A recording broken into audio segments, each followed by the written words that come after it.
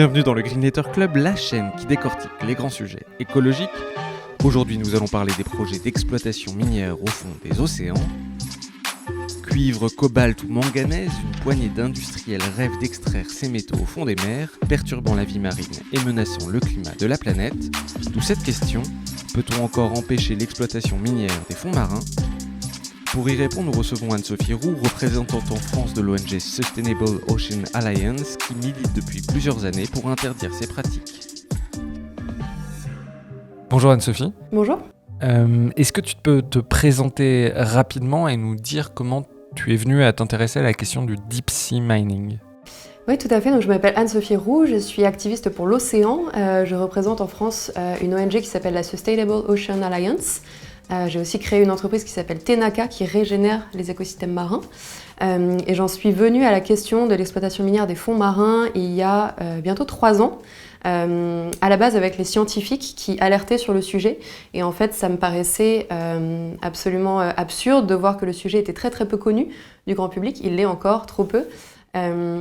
Et du coup, pour ces raisons, j'ai créé cette campagne qui s'appelle Look Down avec mon ami activiste qui s'appelle Camille Etienne pour essayer d'alerter le grand public sur ces enjeux qui nous concernent tous et toutes. Alors, tu l'as dit, le deep sea mining, c'est pas quelque chose qui est extrêmement connu. Est-ce que tu peux nous expliquer ce que c'est ? Pourquoi on s'intéresse aujourd'hui aux minerais qui sont dans les grands fonds marins ? Alors, le deep sea mining, donc en français, c'est l'exploitation minière des fonds marins. C'est une industrie qui est naissante et qui pourrait démarrer prochainement, dans les prochains mois, et qui vise en fait à extraire des métaux rares dans les profondeurs de l'océan. Donc ces métaux, c'est du cobalt, du cuivre, du nickel, du manganèse, etc. Et c'est des métaux qui sont principalement utilisés dans la fabrication des batteries. Qu'est-ce qu'on connaît aujourd'hui des grands fonds marins, justement ? C'est une zone, quand on lit la littérature là-dessus, qui est assez mal connue, assez mal documentée. À quel point on ignore justement ce qui se passe dans les grands fonds ? Donc déjà, pour définir l'océan profond, donc c'est toute la zone qui est en dessous de 200 mètres de profondeur. Et le point de l'océan le plus profond connu, en tout cas à ce jour, c'est quasiment 11 km de profondeur. Donc c'est la fosse des Mariannes.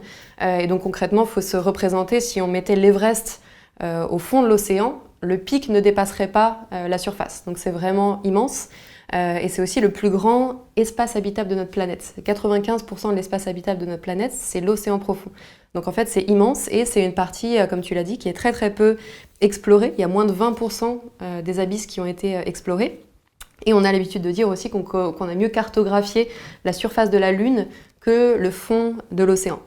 Et autre fun fact, il y a plus de personnes, dans l'histoire de l'humanité, il y a plus de personnes qui ont marché sur la Lune que de personnes qui sont allées dans la fosse des Mariannes, c'est-à-dire dans le point le plus profond de l'océan.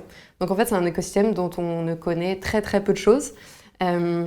Et à chaque nouvelle expédition scientifique, on découvre des nouvelles espèces, des nouvelles interactions entre espèces ou des espèces qu'on n'avait jamais vues vivantes. Parce que jusqu'ici, en fait, la plupart des espèces qu'on a étudiées depuis les abysses, on les a remontées avec des filets, donc elles étaient mortes. Et donc, du coup, voilà, à chaque nouvelle expédition, il y a des nouvelles découvertes. Et c'est un des rares endroits sur Terre où on découvre encore autant d'espèces à chaque expédition. Oui, pour donner un autre chiffre, moi qui m'avait frappé, la profondeur moyenne de l'océan, c'est 3800 mètres. Ouais. Et 75%, si je ne dis pas de bêtises, de zones de l'océan qui sont à plus de 3000 mètres de profondeur.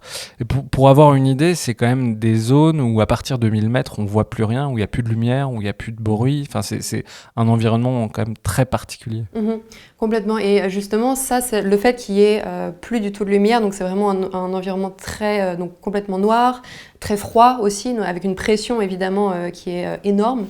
Et donc pour toutes ces raisons-là, pour ces faits-là, en fait, ils ont un peu alimenté une mythologie sur les fonds marins qui est de dire que c'est un espace qui est complètement vide de vie. Et en fait, ça, on se rend compte que c'est complètement faux.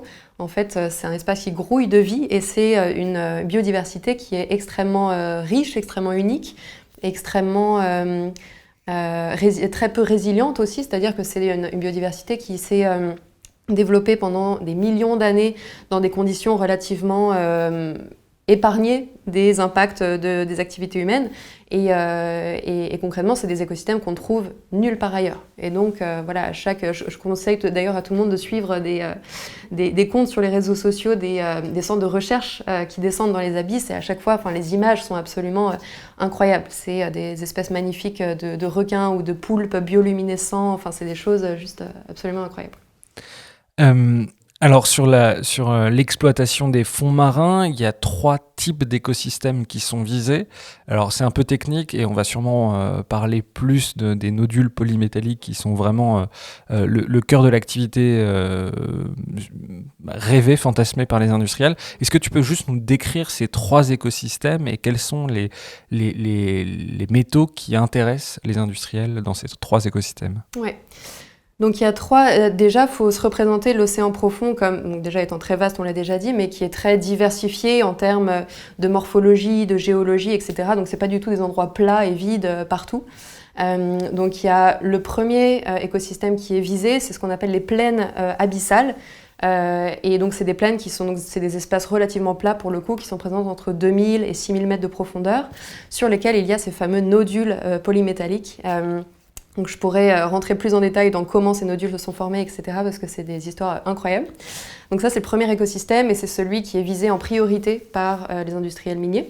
Donc juste les nodules polymétalliques, c'est ce qu'ils décrivent dans la littérature scientifique comme des sortes de grosses pommes de terre. Est-ce que tu peux le décrire ? Oui, bien sûr. En fait, c'est des concrétions de métaux. Concrètement, donc, ça fait un peu la taille d'une pomme de terre. Ça va entre 1 et 12 cm maximum, donc c'est relativement petit.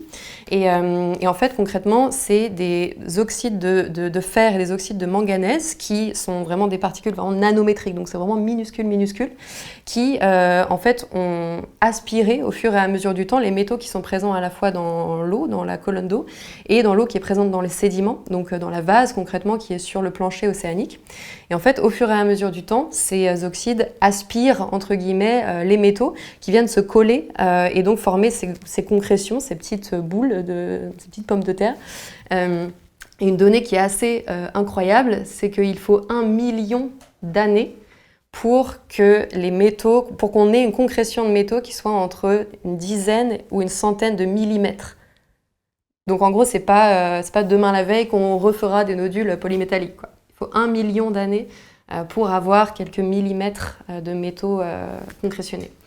Donc là, tu as parlé des plaines abyssales entre 2000 et 6000 mètres de profondeur. C'est quoi les 2 autres écosystèmes ? Est-ce que tu peux les décrire ? Ouais, donc les 2 autres écosystèmes, le premier, c'est les monts sous-marins. Donc concrètement, c'est tout ce qui a du relief sous l'océan. Donc c'est des montagnes sous-marines, c'est aussi des volcans. Et à la surface de ces montagnes, il y a ce qu'on appelle des encroûtements cobaltifères. Et le même processus d'ailleurs qu'il y a dans les nodules, c'est à peu près le même processus qu'il y a aussi pour l'encroûtement cobaltifère en termes de concrétion des métaux. Et c'est aussi les mêmes métaux qu'on va rechercher dans les nodules et dans les encroûtements cobaltifères. Donc c'est du cobalt, du cuivre, du nickel et du manganèse. Le seul problème avec les encroûtements cobaltifères, c'est qu'on ne sait pas encore comment les extraire. Donc technologiquement, on ne sait pas faire. Donc celui-là, il est un peu mis de côté entre guillemets par l'industrie minière. Et le troisième et dernier écosystème, et pour le coup un qui est visé par l'industrie minière comme les nodules, c'est ce qu'on appelle les évents hydrothermaux. Donc c'est des énormes cheminées, un peu comme des geysers sous-marins qui sont présents du coup sur les dorsales océaniques. Et en fait, c'est des cheminées qui expulsent la chaleur interne de la Terre. Et du coup, c'est donc des cheminées qui sont en ébullition permanente, et qui sont en fait des zones de vie absolument phénoménales. Et c'est d'ailleurs pour la petite histoire aussi, les scientifiques qui cherchent à identifier l'origine de la vie sur Terre s'intéressent aux cheminées hydrothermales, qui pourraient être du coup l'origine de la vie sur Terre. Donc c'est des zones d'une biodiversité absolument richissime et d'une biodiversité qui se trouve aussi nulle part ailleurs. Et à la surface de ces cheminées hydrothermales ou de ces évents, il y a ce qu'on appelle des sulfures hydrothermaux. Et dans ces sulfures, il y a de l'or, de l'argent, du cuivre et du nickel. Alors l'or et l'argent, ça c'est dans des quantités infimes, des concentrations infimes ? Ouais.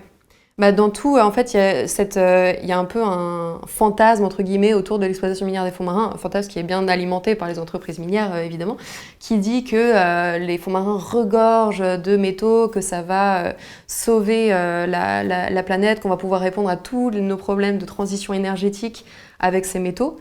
Et en fait, quand on regarde dans le détail, la concentration, la teneur en métaux des nodules comme des sulfures est très très faible. Soit elle est équivalente à celle des gisements terrestres, soit elle est moindre. Donc, même pour des raisons de concentration, en fait, il n'y a pas vraiment d'argument qui dit c'est intéressant pour les entreprises minières d'aller dans les fonds marins. Justement, ouais, on peut parler de la concentration des métaux et quel type de métaux on va chercher. Donc, on va parler surtout des nodules polymétalliques parce qu'ils concentrent les 3/4 des permis d'exploration qui ont été délivrés jusqu'à aujourd'hui. Est-ce que tu peux nous donner justement la concentration de ces métaux qui a été donnée à la fois par des instituts de recherche, mais aussi vérifiée par des prélèvements ? Alors pour prendre l'exemple par exemple du cobalt, qui est l'un des métaux avec le nickel qui est le plus recherché dans les fonds marins, il y a plusieurs études, notamment Hein et al. Donc Hein, c'est le géologue vraiment spécialiste des questions minières dans des ressources océaniques minières. Et en fait, lui, il a montré que la concentration en cobalt dans les nodules polymétalliques, c'est 0,21%. Et en termes de comparaison avec les gisements terrestres, sur Terre, on a des gisements qui sont entre 0,01 et 0,1%. Donc en fait, c'est pas énorme. Ce qu'il y a dans les fonds marins, clairement, on est à 0,2. Donc entre 0,2 et 1%, ça va pas, c'est pas une concentration phénoménale. En revanche, ouais, le nickel, le cuivre, c'est de l'ordre de un peu plus de 1%, 1,1, 1,3, alors je ne sais plus dans quel ordre. Et ça, par exemple, sur les gisements terrestres, on est passé au début du XXe siècle à des gisements qui étaient à 4%, et aujourd'hui, on a des gisements qui sont à moins de 1%. Donc, en termes de concentration, si on focalise juste sur la concentration, c'est quand même intéressant. Il y a une géologue minière que je recommande à tout le monde d'écouter qui s'appelle Aurore Stéphan, qui est brillantissime et qui pour le coup est vraiment experte de ces questions. Il y a 2 interviews d'elle qui ont été publiées sur la chaîne Thinkerview, donc qui sont sur YouTube, accessibles. Qui est un peu décriée quand même. Elle ou la chaîne les deux. Ah ok, oui, Thinkerview, Aurore Stéphan, je sais pas à quel point Thinkerview, oui, mais en tout cas, Aurore Stéphan est vraiment spécialiste de ces questions, elle en parle beaucoup mieux que moi. Et en fait, ce fantasme de le deep sea mining va sauver le monde, et en tout cas, pour plein de questions techniques, la concentration, la teneur en métaux des nodules polymétalliques en fait partie, mais il y a plein d'autres questions aussi, notamment sur le traitement des métaux. Aujourd'hui, on ne sait pas faire, c'est-à-dire de passer de l'état de nodule à l'état de métaux utilisables pour la fabrication de batteries. Il y a toute cette partie qui est dans le flou le plus total, et c'est quand même assez fou, parce qu'on parle encore une fois, de concentrés de métaux qui sont sur des particules vraiment nanométriques, vraiment microscopiques, et les industriels miniers ne savent pas faire. Donc on parle beaucoup de la phase d'exploitation, qui est en soi un énorme sujet, mais il y a toute cette phase de traitement, de pré-traitement, etc., après l'exploitation, dont on ne parle pas assez, et dont il faut parler, parce que aujourd'hui, on ne sait pas faire, quoi. Il y a un autre sujet, c'est que, donc, effectivement, ça fait... Alors, le premier sujet, c'est que c'est des métaux qui sont des métaux qu'on utilise beaucoup. Moi, j'ai l'impression que quand on parle de ce sujet-là, c'est des fantasmes, justement, de métaux très rares. C'est pas le cas. Le cuivre, notamment, c'est un des métaux les plus exploités dans le monde. Le manganèse, c'est pareil. Le nickel aussi, c'est un métal qui est fortement utilisé. Là, j'ai pris des chiffres... Par exemple, la production en 2021 de cuivre, c'est de l'ordre de 21 millions.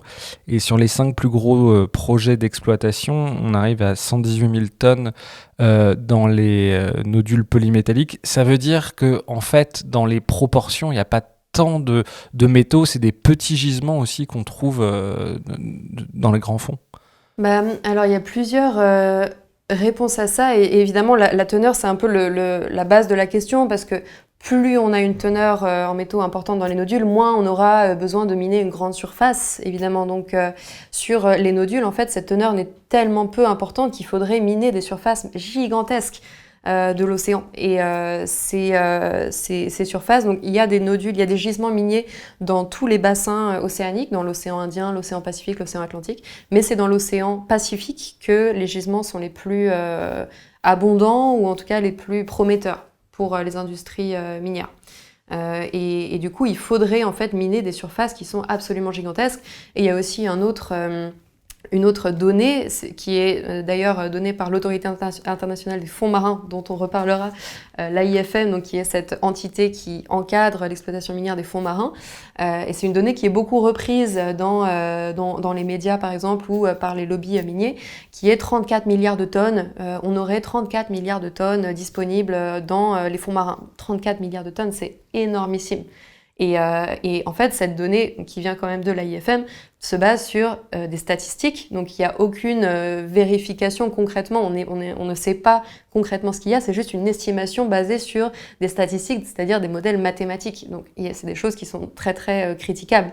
Donc, si même l'AIFM, qui est l'organe un peu suprême, entre guillemets, de l'exploitation minière des fonds marins, si même eux ont des chiffres dont on n'est pas sûr, on peut un peu questionner l'entièreté du modèle et à quel point on en a vraiment besoin, à quel point c'est même pertinent en termes commerciaux.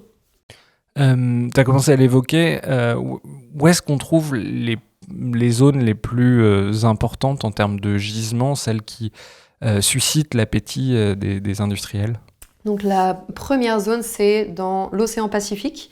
Pour les nodules polymétalliques, c'est une zone qui s'appelle la zone Clarion-Clipperton. C'est une zone immense, ça fait 9 millions de kilomètres carrés, donc c'est à peu près 3 fois la taille de l'Inde en termes de superficie, donc c'est immense. Et c'est concrètement entre le Mexique et Hawaï. Donc c'est vraiment au beau milieu de l'océan Pacifique, plutôt du côté nord. Et il y a une autre zone qui a, elle, tous les monts sous-marins et donc les encroûtements cobaltifères, c'est au sud-ouest de la zone Clarion-Clipperton, mais c'est toujours dans l'océan Pacifique. Et ça, c'est la Prime Crust Zone, donc la PCZ. Donc la zone de premier encroûtement. C'est pas très beau en français. Prime Crust Zone, c'est mieux. Mais donc, ce qu'il faut retenir, c'est qu'il y en a partout sur la planète. Pour l'instant, comme l'exploitation n'a pas commencé, c'est les endroits les plus concentrés qui sont les plus intéressants. C'est aussi ce qui est frappant, c'est que c'est des endroits qui sont en dehors des zones économiques exclusives, c'est-à-dire des zones de souveraineté des États. En gros, c'est en pleine mer. Oui, complètement. En fait, la haute mer, donc c'est 64% de la surface de l'océan. Donc c'est énorme et c'est en fait tout ce qui ne tombe pas sous la souveraineté des États. Donc c'est concrètement un océan qui appartient à personne et à tout le monde en même temps. Il n'y a aucune législation nationale qui s'applique. Et les zones économiques exclusives des États, donc les zones nationales, c'est tout ce qui part de 200 000 marins des côtes. Donc c'est 370 km à peu près des côtes. Donc en dehors de ces 370 km des côtes de chaque État, où chaque État est souverain, c'est le Far West en fait. C'est l'océan dans sa globalité qui n'appartient à personne. Et c'est dans ces zones-là que la plupart des gisements sont recherchés. Juste pour revenir sur les métaux, pourquoi ça suscite autant d'appétit ? Parce que le nickel, quelles sont les applications en fait des métaux, des principaux métaux qui sont recherchés ? Le cuivre, le nickel, le manganèse et le cobalt. À quoi ils servent ces métaux-là ? Donc c'est concrètement tout ce qui a une batterie. Donc ça va de nos téléphones portables à nos ordinateurs, aux voitures électriques par exemple. Et les industriels miniers parle d'un nodule polymétallique en disant c'est une battery in a rock, c'est-à-dire il y a tout ce qu'il faut pour faire une batterie dans ce petit caillou. Ce qu'ils oublient de mentionner, encore une fois, c'est toutes les limitations techniques du traitement, comment on extrait concrètement les métaux dont on a besoin de ce caillou et comment on passe de l'état de nodule à l'état de batterie. Ça, c'est la grande inconnue. Mais globalement, voilà, c'est tout ce qui est utile pour la fabrication des batteries. Et du coup, le principal argument des entreprises minières, c'est la transition énergétique. Et c'est de dire, en gros, on a besoin de cobalt, de cuivre pour fabriquer nos éoliennes, pour fabriquer nos panneaux solaires, pour fabriquer nos véhicules électriques, etc.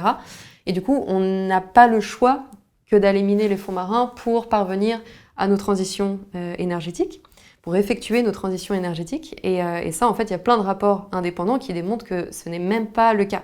C'est-à-dire que il y a notamment un rapport du SINTEF, qui est un centre de recherche européen, qui est paru en novembre 2022, et qui montre en fait que déjà, la sobriété des usages devrait être une priorité, et c'est d'ailleurs dans tous les rapports du GIEC de base. Revoir nos modèles de production, et notamment le modèle extractiviste, qui est celui de l'exploitation minière des fonds marins. Et en dehors de la sobriété des usages, si on investit dans les infrastructures d'économie circulaire, de recyclage, chose qu'on fait très peu aujourd'hui, des métaux déjà extraits à la surface de la Terre, donc les e-waste. Aujourd'hui, on ne sait pas les recycler. Donc, si on investit dans des technologies pour réussir à les recycler, et si on investit aussi dans l'innovation des batteries, donc fabriquer des batteries qui n'ont pas besoin, qui ne nécessitent pas ces métaux, on pourrait répondre en fait à la demande. Et typiquement, il y a plein d'entreprises qui pourraient être les clientes des entreprises minières dans les fonds marins, typiquement des entreprises qui fabriquent des batteries, qui fabriquent des voitures, qui fabriquent des téléphones, qui fabriquent des ordinateurs, qui ont rejoint le fameux moratoire en disant nous, donc moi par exemple Volvo, Samsung, Philips, moi Volvo, jamais je n'utiliserai de métaux qui proviennent des fonds marins. Et à côté de ça, on a aussi Apple par exemple qui vient d'annoncer là il y a en début mars qu'il allait utiliser 100% de cobalt recyclé d'ici à 2025. On a aussi Tesla qui a déjà commencé à commercialiser des voitures donc des voitures électriques avec des batteries qui n'ont ni cobalt ni cuivre, donc les deux métaux qu'on recherche le plus, que les industriels miniers recherchent le plus dans les fonds marins. Et donc en fait, il y a aussi cette question de, même commercialement, ce n'est même pas viable. Les entreprises en tout cas disent, on n'en a pas besoin. Après, pour modérer ça, quand on voit, même avec une très forte sobriété, quand on lit les rapports RTE, par exemple, on voit qu'il y a un besoin d'électrification qui est énorme de nos sociétés.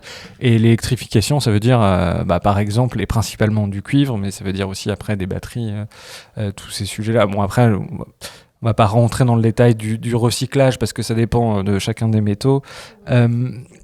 On va parler des conséquences écologiques parce que pour le coup, aller miner dans ces profondeurs-là, ça a une incidence très forte sur l'environnement. D'abord sur la biodiversité, on l'a dit tout à l'heure, on connaît assez mal la biodiversité. Quels seraient les impacts d'aller miner dans les grands fonds sur la biodiversité ? Alors du coup, pour se représenter les impacts sur la biodiversité, je pense qu'il faut se représenter à quoi ça ressemble exactement le deep sea mining ou l'exploitation minière des fonds marins. En fait, dans le cas des nodules polymétalliques, donc qui sont présents sur les plaines abyssales, faut s'imaginer des énormes moissonneuses-batteuses, mais qui font 3 fois la taille des moissonneuses-batteuses qu'on a sur Terre. Concrètement, c'est des monstres qu'on enverrait à 4000 mètres de profondeur et qui iraient racler les plaines abyssales pour aller extraire les nodules. Cette immense moissonneuse-batteuse est reliée à la surface par un tuyau donc, qui part de 4000 mètres jusqu'à la surface où il y a le vaisseau, le navire qui va ensuite récupérer les nodules et tout ce qui va avec. Et du coup, en fait, ça, concrètement, c'est un processus qui détruit complètement les écosystèmes, qui risque de rayer de la carte des espèces entières et des espèces que les scientifiques n'ont même pas commencé à connaître, à comprendre et qui sont tout juste en train de découvrir. Et donc concrètement, c'est la destruction pure et simple des écosystèmes. Et ça, c'est très bien documenté dans la littérature. Les scientifiques, notamment Diva Amon, qui est une grande spécialiste des fonds marins, ont publié énormément de rapports qui montrent que l'exploitation minière des fonds marins égale de facto à la destruction pure et simple des écosystèmes. Et les écosystèmes, c'est des impacts qui seraient irréversibles. Les écosystèmes ne se remettraient jamais de la destruction et des impacts de l'exploitation minière. Donc il n'y a même pas cette question de la compensation que les entreprises peuvent avoir sur Terre, et qui est d'ailleurs très critiquable sur Terre aussi. Enfin, c'est pas le sujet, mais c'est aussi très, très critiquable.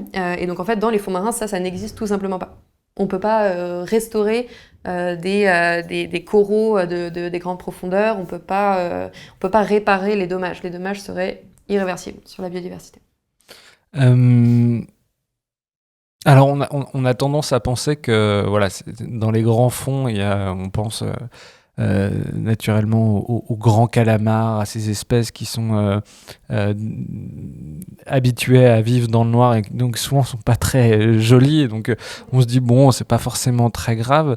En fait, d'une part, c'est des espèces qui se reproduisent très lentement et d'autre part, ça va aussi avoir une incidence ou ça aurait une incidence sur l'ensemble de la biodiversité marine, pas simplement sur les espèces qu'on appelle benthiques qui vivent au fond de l'océan. Absolument.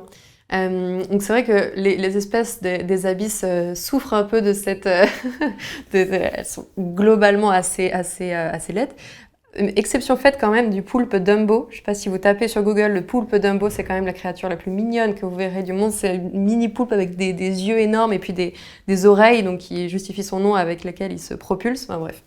Mais du coup, oui, comme tu dis, en fait, les impacts de l'exploitation, en dehors de la destruction des écosystèmes abyssaux, il y a aussi tout le relâchement de panache de sédiments. Donc concrètement, les fonds, le plancher océanique, c'est de la vase.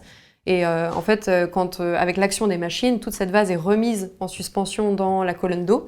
Et ça a des impacts sur l'ensemble de la vie marine, des profondeurs. Donc depuis les 4000 mètres, par exemple, si on parle de 4000 mètres où est le site miné, jusqu'à la surface. Et donc ça se propage non seulement sur les côtés, mais aussi en hauteur, donc vraiment dans les 3 dimensions.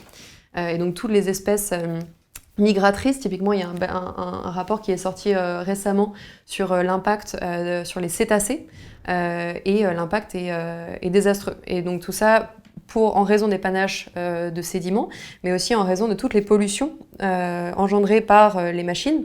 Donc c'est des pollutions chimiques, des pollutions sonores, des pollutions lumineuses, qui, encore une fois, dans des écosystèmes qui vivent dans la plus grande obscurité, dans le plus grand calme depuis des millions d'années, c'est désastreux. En fait, ça compromet complètement tout le fonctionnement de ces espèces, de leur communication. Et voilà, donc c'est des impacts concrètement dont les espèces se remettraient jamais. Oui, parce que comme c'est des zones sans lumière, les communications se font soit par bioluminescence, soit par l'ouïe. Enfin, en fait, c'est tout le système de communication des animaux qui serait perturbé. Exactement. Et d'ailleurs, sur cette bioluminescence, encore une fois, quand on regarde les images de ces sous-marins qui descendent dans les abysses et qui éteignent la lumière des sous-marins, c'est là qu'en fait on se rend compte de la richesse en fait de tous les animaux qu'il y a sous l'eau, qui sont invisibles quand il y a cette lumière, mais qui qui apparaissent en fait dès qu'on éteint la lumière. On voit toutes ces ting-ling-ling de bioluminescence qu'on voit aussi dans les films, typiquement de David Attenborough sur Blue Planet, qui a toute cette série de films qui est absolument incroyable. Il y en a un spécifiquement sur les fonds marins et c'est fascinant. Alors, il y a un sujet qui est propre au fond marin, c'est que dans les abysses, depuis des millions d'années, se dépose de la matière organique qui piège le carbone. Et donc, sur le plancher océanique, on a des sédiments qui piègent du carbone depuis des millions d'années. Les scientifiques travaillent là-dessus avec beaucoup d'incertitudes, d'après ce que j'ai compris des études que j'ai pu lire. Mais il y a une crainte que tout ce carbone qui est piégé dans les fonds marins reviennent dans la colonne d'eau. Est-ce que tu peux nous dire quelles sont les craintes à ce sujet-là dans le cycle du carbone ? Oui, complètement. En fait, l'océan dans son ensemble, c'est notre premier puits de carbone. Donc concrètement, en fait, c'est ce qui permet la stabilité du climat. À titre global, l'océan séquestre en moyenne 38% des émissions de CO2 qu'on émet dans l'atmosphère chaque année, donc par plusieurs mécanismes. Il y a la pompe qu'on appelle biologique et la pompe qu'on appelle physique de l'océan. Et donc la plupart de ce carbone, en fait, est séquestré, comme tu le dis, dans les sédiments. C'est un peu un coffre-fort à carbone. Juste, j'avais 26% en tête, mais... En tout cas, les chiffres que j'avais de NOAA, donc l'administration océanographique américaine, étaient de 38, mais à vérifier. En tout cas, c'est bien supérieur aux forêts typiquement terrestres en termes de comparaison. Et si on prend aussi l'océan dans sa globalité, c'est donc le garant de la stabilité du climat et c'est aussi l'écosystème qui permet les conditions de vie sur Terre. Donc typiquement, l'oxygène qu'on respire, l'oxygène qui est présent dans l'atmosphère, vient en grande partie de l'océan. Donc sans océan, il n'y a pas de vie concrètement. Et du coup, parenthèse fermée sur les écosystèmes, les services écosystémiques, effectivement, l'action des machines dans les fonds marins, donc les machines de deep sea mining, risquerait déjà dans un premier temps de perturber la fonction de puits de carbone de l'océan. Et cette fonction, on en a besoin pour parvenir à nos objectifs climatiques.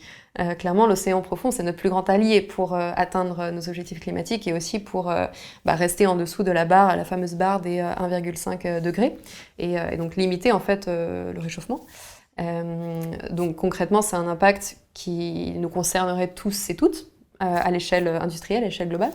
Et le deuxième risque que les scientifiques craignent, mais comme tu dis, il n'y a pas assez de données pour estimer l'ampleur des impacts à laquelle ça pourrait se produire, c'est le relâchement du carbone qui a été donc stocké dans ce coffre-fort dans les sédiments, dans le plancher océanique pendant des millions d'années et qui pourrait être relâché dans la colonne d'eau puis dans l'atmosphère.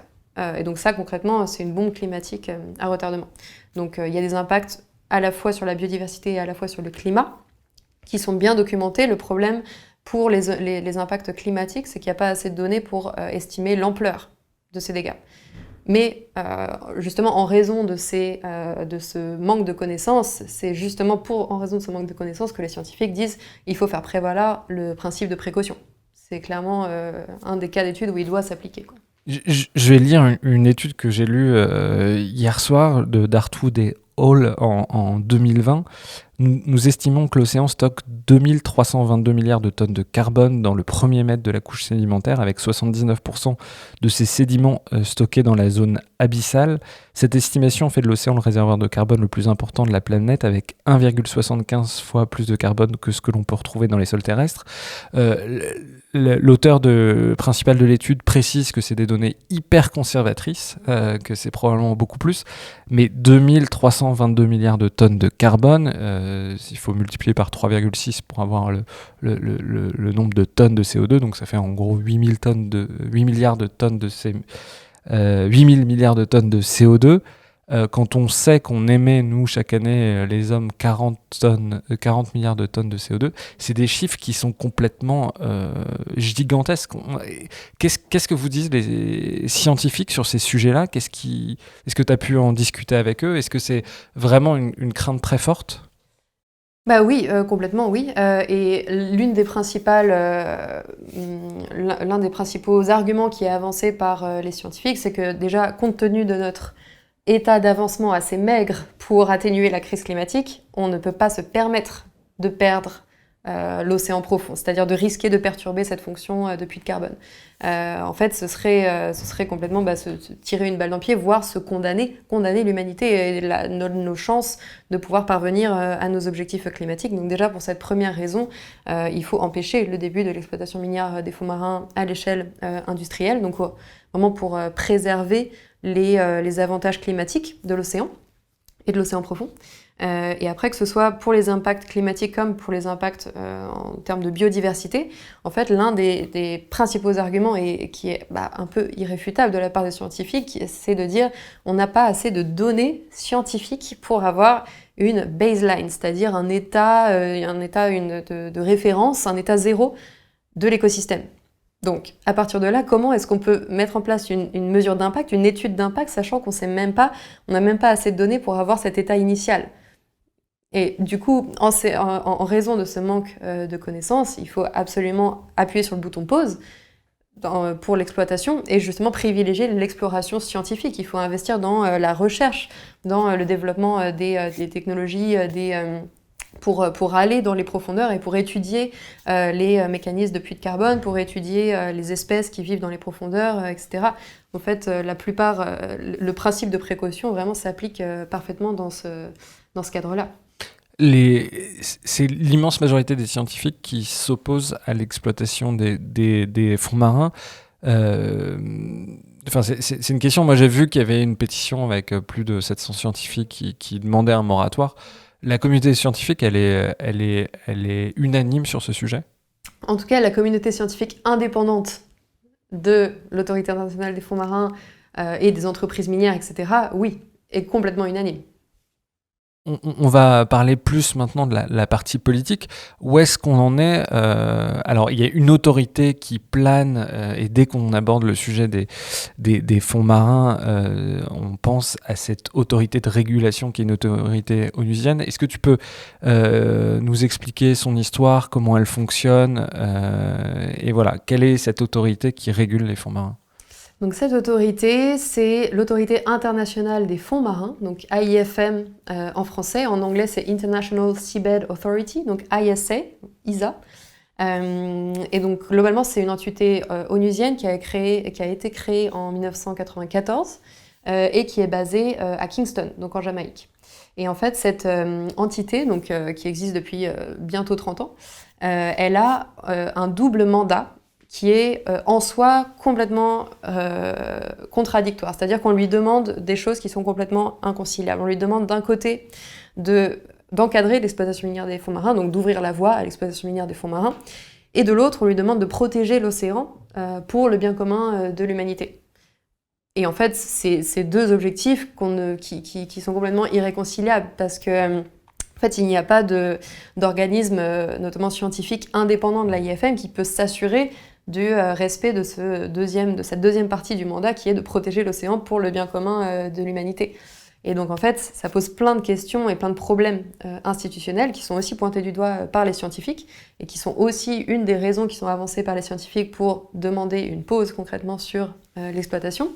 Il y a une phrase d'un géologue minier qui s'appelle Sandor Mulslow, qui a été le chef scientifique de l'AIFM pendant des années avant de claquer la porte en 2019. Et il a cette formule qui est de dire « on demande aux loups de surveiller la bergerie ». Et c'est exactement ça. En fait, on demande concrètement aux industriels miniers d'établir leurs propres règles, les règles qui vont encadrer leurs propres pratiques, et tout ça en plein milieu de l'océan Pacifique et à 4000 mètres de profondeur, là où concrètement il n'y aura personne pour vérifier l'application des règles. Donc on est concrètement en train de faire confiance aux industriels miniers pour s'autoréguler et vérifier l'application des propres règles qu'ils auraient mis en place. Oui, j'ai lu, alors une puissance moyenne comme la France n'a pas de moyens de défense à ces profondeurs-là. Dans un rapport sénatorial, ils disent que la France devrait se doter justement de moyens de défense à ces profondeurs-là. Comment fonctionne l'AIFM ? C'est quoi ? C'est une assemblée représentant des États ? Comment ça fonctionne ? Qui est présent ? Est-ce qu'il y a un représentant français, par exemple ?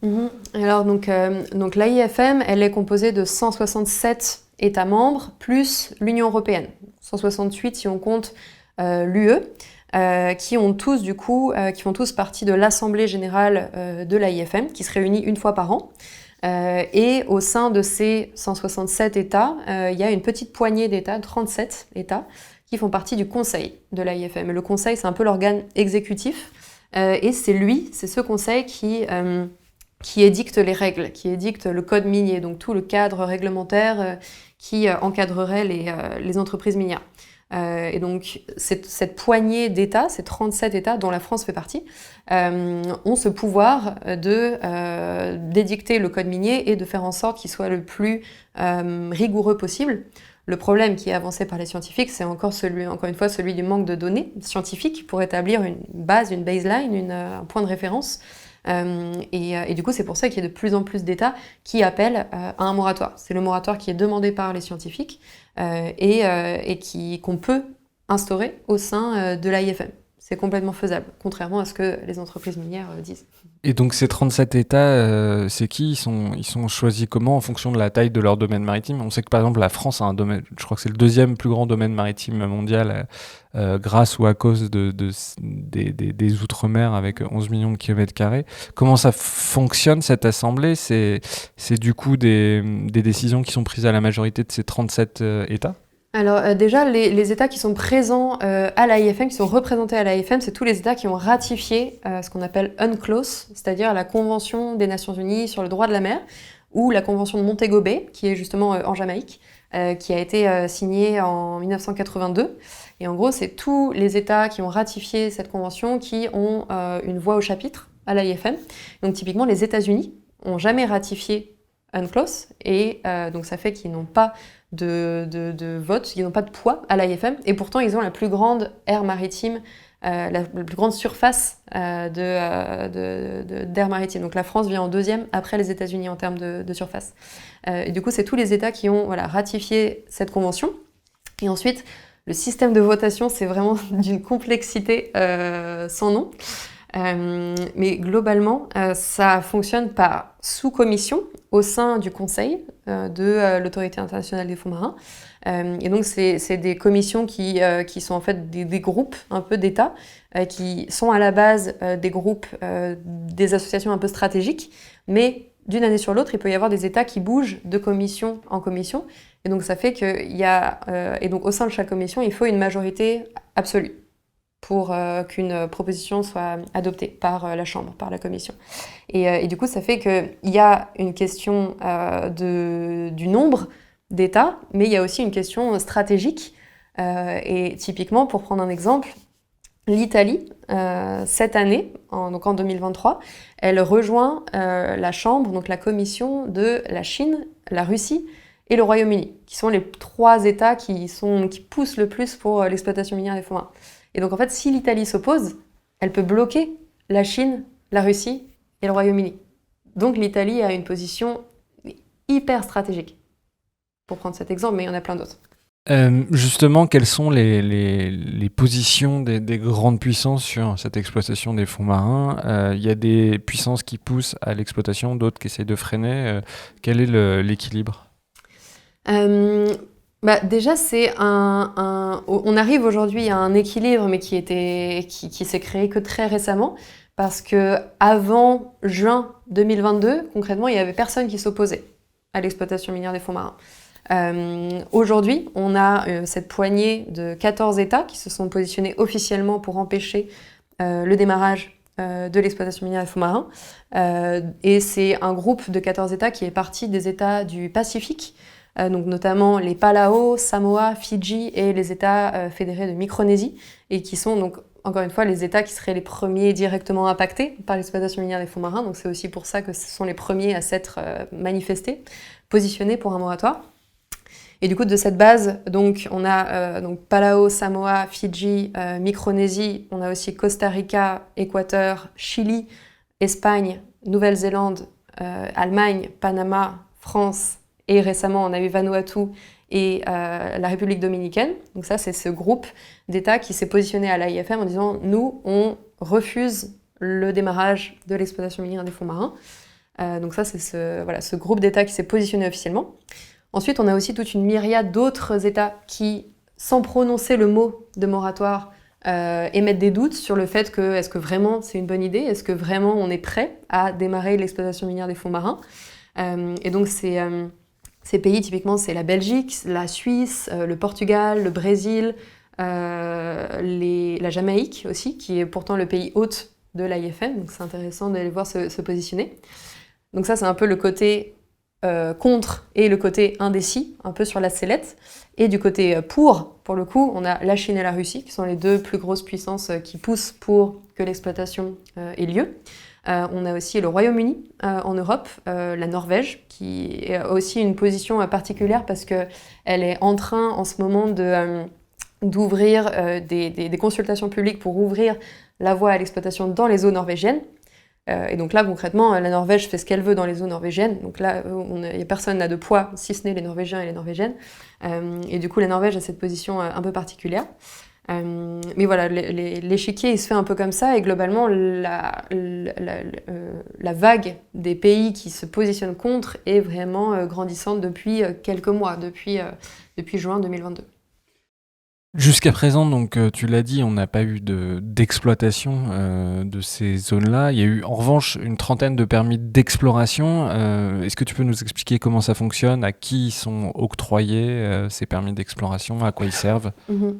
Donc oui, en fait, donc il y a eu 31 contrats d'exploration minière qui ont été délivrés. En fait, un contrat d'exploration minière, il est détenu par un État qui sponsorise une entreprise privée ou un organisme de recherche public. Donc c'est toujours ce tandem, ce couple un peu État-entreprise qui a ce contrat au sein de l'AIFM. Et donc aujourd'hui, en fait, quand on parle d'exploration minière, il faut bien avoir en tête que c'est pas de l'exploration scientifique, c'est-à-dire c'est pas des contrats pour aller découvrir les dernières espèces de poulpes ou pour aller expliquer la fonction des puits de carbone de l'océan. C'est en fait concrètement, on envoie des bateaux au beau milieu de l'océan Pacifique pour repérer les gisements miniers et pour assurer un peu le meilleur ratio coût-bénéfice pour aller les extraire et les récupérer. Donc c'est vraiment de l'exploration en vue de l'exploitation. Pardon, vas-y. Non, pour abonder dans ton sens, alors nous en France, les contrats d'exploration, ils ont été confiés à l'IFREMER, donc le grand centre de recherche français. Mais dans la stratégie minière, en tout cas c'est ce qu'on peut lire dans le rapport sénatorial, il y avait sur 600 millions d'euros qui devaient être alloués au grand fonds marin, 300 millions qui venaient de la partie minière, de la stratégie minière, et 150 millions qui devaient être destinés à un démonstrateur, donc si j'ai bien compris, cette grosse poissonneuse-batteuse.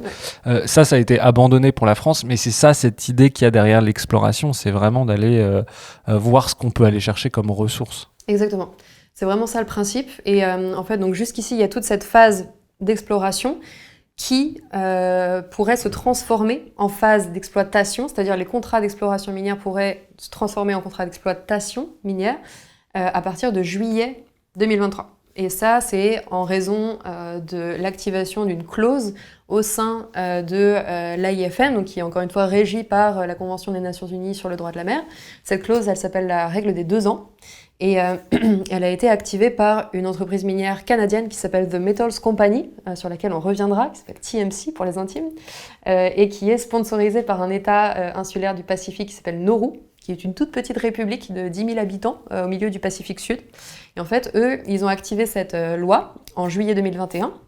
Et en fait, une fois que cette loi est activée, elle donne 2 ans à tous les États membres de l'AIFM pour se mettre d'accord sur un code minier avant d'ouvrir la voie à la phase d'exploitation. Donc concrètement, en fait, ils ont accéléré complètement le processus de décision. Ils ont pressé tout le monde pour commencer à miner le plus rapidement possible. Et du coup, l'expiration, entre guillemets, de cette règle arrive le 9 juillet 2023. Et donc, à partir de juillet 2023, n'importe quelle entreprise minière qui en fait la demande pourra avoir son contrat d'exploitation accepté sur la base la plus récente du code minier.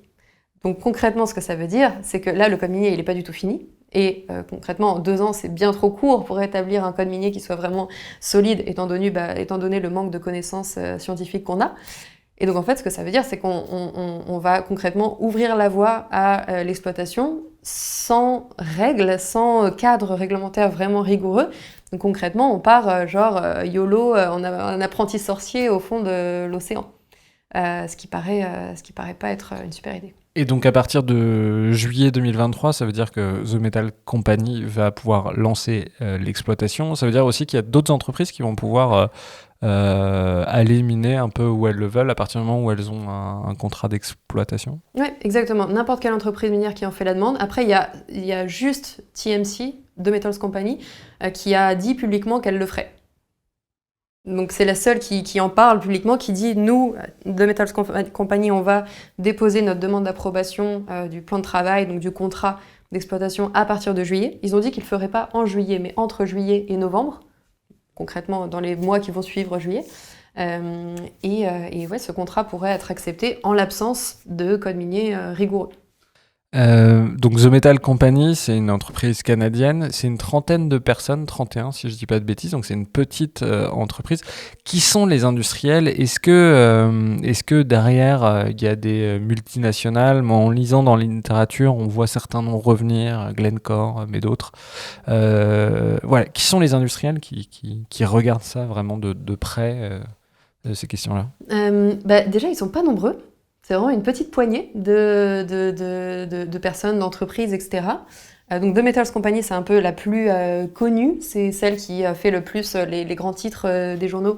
Et elle est dirigée par un CEO qui se prend un peu pour le prochain Elon Musk des fonds marins, qui s'appelle Gérard Baron. Et qui, pour la petite info, n'en est pas à son premier coup d'essai, parce qu'il a déjà créé, il y a quelques années, une première entreprise qui s'appelait Nautilus Minerals, qui a fait faillite en 2019. Donc on pourra revenir sur ce sujet parce que c'est aussi super intéressant. Et donc en fait, concrètement, voilà, The Metals Company, c'est un peu une réminiscence d'une entreprise qui a fait faillite en 2019. Donc vraiment, le mec s'accroche pour miner les fonds marins. Et à côté de ça, on a en fait TMC aujourd'hui une filiale d'un groupe qui est basé en Suisse. Donc en Europe, on en a aussi Donc, TMC est basé à Vancouver au Canada, mais en Europe, on a aussi des entreprises minières. Donc il y a Allseas qui est basé dans un tout petit village à côté de Genève, en Suisse. Et on a aussi une entreprise qui s'appelle JSR, Global Sea Mineral Resources, qui est basée en Belgique et qui appartient au groupe DEME. Et donc ces entreprises, c'est les poissons pilotes des multinationales ou c'est des entreprises, enfin c'est vraiment elles qui portent les projets? En général, c'est elles qui portent les projets et en fait, elles se basent sur des investissements qui sont à la base des grands fonds d'investissement, des banques, etc. Sauf que ce qu'on voit notamment depuis juin 2022, depuis qu'il y a un nombre grandissant d'États qui s'opposent au démarrage de l'exploitation, on voit que la plupart des gros investisseurs se désengagent les uns après les autres. Et il y a énormément d'institutions financières, notamment la Banque mondiale et la Banque européenne d'investissement, qui ne sont pas des petites institutions financières, qui ont émis des rapports qui montrent que non seulement le deep sea mining est une catastrophe en termes de climat, biodiversité, mais c'est aussi un investissement pas du tout raisonnable. C'est-à-dire qu'en termes commerciaux, ce serait même pas viable, en termes vraiment purement commercial. Et c'est un risque financier énorme parce que les entreprises, en fait, aujourd'hui, grâce à l'action des militants, des militantes, des scientifiques, des ONG, des experts et des expertes, en fait, elles ont de moins en moins de chances de voir leur contrat approuvé. Et du coup, ça fait que la plupart des investisseurs disent, elles se désengagent juste en termes de risque financier. Donc aujourd'hui, en fait, ils sont plus très nombreux à être vraiment actionnaires des entreprises de deep sea mining. Et d'ailleurs, The Metals Company a reçu pour la deuxième fois en 5 mois une delisting notice du Nasdaq. Et en fait, donc ça, concrètement, ce que ça veut dire que le cours de leur action est passé sous la barre des 1 $ pendant plus de 30 jours consécutifs, donc 2 fois en 5 mois. Et ça viole les règles du Nasdaq. Et en fait, concrètement, s'ils ne redressent pas la barre, s'ils ne retrouvent pas des nouveaux investisseurs, ils seront délistés du Nasdaq. Ce qui est quand même problématique pour eux. Et du coup, une des bourses américaines. Comment ? Une des bourses américaines. Oui, exactement. L'une des plus grandes bourses américaines sur lesquelles TMC est basée. Et donc, en fait, il y a cet argument financier et économique qui est super important. Et on voit que les actions et donc des citoyens et des citoyennes qui poussent des États à se positionner, ça a un impact mais énormissime pour les entreprises, type The Metals Company, mais aussi les autres, Allseas, JSR, DEME, etc., qui perdent des millions de dollars d'investissement, concrètement. Est-ce qu'on a des précédents, justement moi j'avais lu que l'ancêtre de The Metal Company, donc Deep Green, c'est ça? Ouais, ils ont changé de nom plusieurs fois, c'est Nautilus, Deep Green. Non, Nautilus, pardon. Ouais. Que Nautilus, il y avait eu justement des projets dans les eaux territoriales en Papouasie. Oui. Est-ce qu'il y a eu des précédents? Est-ce qu'il y a eu déjà de l'exploitation dans les zones économiques exclusives de certains pays? Oui. Et donc le seul test qui a eu lieu vraiment à grandeur nature, c'est-à-dire vraiment à grande échelle, c'est ce projet donc, qui s'appelait Solwara 1, qui était dans les eaux territoriales de la Papouasie-Nouvelle-Guinée, précisément dans la mer de Bismarck, et qui était géré par du coup l'ancêtre de The Metals Company, qui s'appelle donc Nautilus Minerals. Et en fait, ce projet, il est emblématique de toutes les raisons qui font que l'exploitation minière des fonds marins est une catastrophe, parce que en fait, donc le projet avait pour but d'exploiter les sulfures hydrothermaux, donc dans les cheminées hydrothermales au large de la Papouasie-Nouvelle-Guinée. Nautilus Mineral a eu ce contrat d'exploration minière qui s'est transformé en contrat d'exploitation minière avec le gouvernement de Papouasie, qui était censé bénéficier économiquement de l'exploitation. C'est vraiment le seul intérêt pour les États de parrainer une entreprise dans ce genre de mission, c'est les retombées économiques financières. Et donc clairement, TMC et toutes les autres entreprises minières font miroiter des sommes d'argent mais absolument astronomiques aux États. Et notamment aux États en voie de développement dans le Pacifique. Donc typiquement avec ce projet, en fait, quand Nautilus Mineral a fait faillite en 2019, donc tout s'est arrêté sur place alors que l'exploitation, donc les dégâts étaient déjà causés. Et donc en fait, il y a eu des dégâts environnementaux énormes, des dégâts socio-économiques énormissimes aussi, parce que les impacts sur la biodiversité, ça a des impacts sur la pêche et donc sur les économies de toutes les personnes qui vivent, notamment en Papouasie-Nouvelle-Guinée, mais aussi dans toutes les régions autour. parce qu'encore une fois, les impacts se propagent sur des centaines de kilomètres à la ronde, donc l'océan n'a pas de frontières. Typiquement, les autres États ont aussi été impactés. Et en fait, il y avait un vent d'opposition extrêmement fort de la société civile en Papouasie-Nouvelle-Guinée. Donc il y avait les ONG, les scientifiques, les pêcheurs, énormément d'associations qui se sont créées pour dire non à l'exploitation. Donc le projet n'avait aucune licence sociale, c'est-à-dire ils n'avaient pas l'accord des communautés locales pour mettre en place le projet. Ils l'ont quand même fait, ça a fait faillite, donc les dégâts ont été monstrueux, et la Papouasie-Nouvelle-Guinée s'est retrouvée avec une dette de 157 millions de dollars sur le dos, alors qu'ils étaient censés en profiter économiquement, ils étaient censés en bénéficier. Et donc en fait, c'est juste énormissime à l'échelle de la Papouasie-Nouvelle-Guinée. Et donc ça démontre en fait que déjà, si on n'a pas l'accord des communautés locales, c'est déjà un des premiers sujets que les entreprises minières devraient adresser, parce que c'est elles et eux qui sont les premiers concernés. Et ensuite, ça montre aussi qu'il y a aucune... on ne peut pas encadrer les impacts en fait, de l'exploitation. Et aujourd'hui, c'est des impacts qui dépassent complètement les mesures en fait, qui sont faites par les entreprises. Et pour la petite histoire aussi, parce qu'en fait, il y a ce petit monde de l'industrie minière, l'industrie du deep sea mining. Encore une fois, c'est une poignée de personnes, ils sont très très peu nombreux et nombreuses. Et la personne qui s'occupait à l'époque sur le projet Solwara 1 de l'étude d'impact du projet, une personne qui s'appelle Samantha Smith, qui était du coup la Head of Sustainability de Nautilus à l'époque, qui a supervisé la mesure d'impact, est aujourd'hui la Head of Sustainability de JSR, donc l'entreprise belge, qui miroite aujourd'hui les eaux des îles Cook. Donc un autre pays en voie de développement dans l'océan Pacifique, donc vraiment le même schéma. Et en fait, on voit que c'est les mêmes personnes qui sont à chaque fois aux manettes. Et en fait, ce que ça démontre aussi, c'est que les seules personnes qui vont profiter, bénéficier économiquement de l'exploitation, c'est ces poignées d'industriels, ces entreprises minières, qui sont pour la plupart occidentales, soit basées en Amérique du Nord, soit basées en Europe, et qui vont exploiter à l'autre bout du monde, dans l'océan Pacifique principalement, au détriment des communautés locales du Pacifique, qui vont avoir tous les impacts dévastateurs, et au détriment des États qui sont censés en bénéficier à la base, qui les parrainent.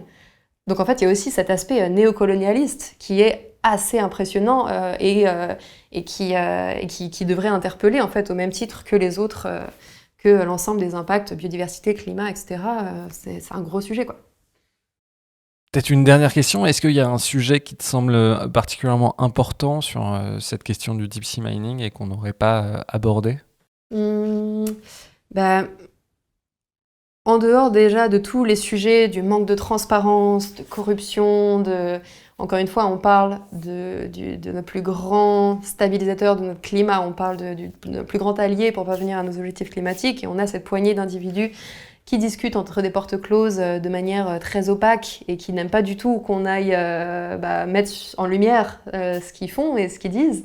Moi, ce qui me paraît incroyablement intéressant avec l'exploitation minière des fonds marins, c'est qu'on a une opportunité historique d'empêcher la destruction du vivant, d'empêcher la destruction de notre plus grand puits de carbone, donc notre plus grand allié pour atténuer la crise climatique. Et ça n'arrive pas tous les 4 matins, quand même. Et du coup, on a quand même... Donc ce serait une catastrophe, ça c'est sûr, mais on a quand même une bonne nouvelle là-dedans, c'est qu'on peut encore empêcher ça. Et concrètement, si on avait pu faire la même chose avec, des projets de oil and gas ou des projets extractivistes qui ont mené à la catastrophe climatique telle qu'on la connaît, le monde aurait une tête un peu différente. Donc là, on a cette opportunité qui, je trouve, et c'est vraiment une question de choix de société. C'est-à-dire, est-ce que vraiment on a envie de continuer à développer ce modèle extractiviste qui a montré ses limites, qui appartient au passé. Le GIEC le martèle dans tous ses rapports. Il faut arrêter les projets extractivistes, surtout de oil and gas, surtout des oléoducs, etc. Est-ce que vraiment on a envie de continuer dans cette voie, sachant que les impacts seront irréversibles, qu'ils seront globaux, et que on sera tous et toutes, on sera impactés par ces questions-là. Ou alors, est-ce qu'on a envie justement de développer ce modèle de société qui est qui est plus circulaire que linéaire, qui investit dans l'économie circulaire, qui est respectueuse aussi du choix des communautés locales, qui sont les premières concernées concrètement. Et du coup, on est vraiment à un point de bascule majeur, et c'est vraiment pour moi une question de société vraiment super importante. Et on a cette opportunité qui se présentera pas tous les 4 matins, et encore une fois, à partir de juillet 2023, il n'y aura pas de retour en arrière possible. Donc c'est maintenant ou jamais, concrètement. Anne-Sophie Roux, un grand merci d'être venue dans le Green Letter Club. Merci à vous. Et à bientôt. Merci, à bientôt.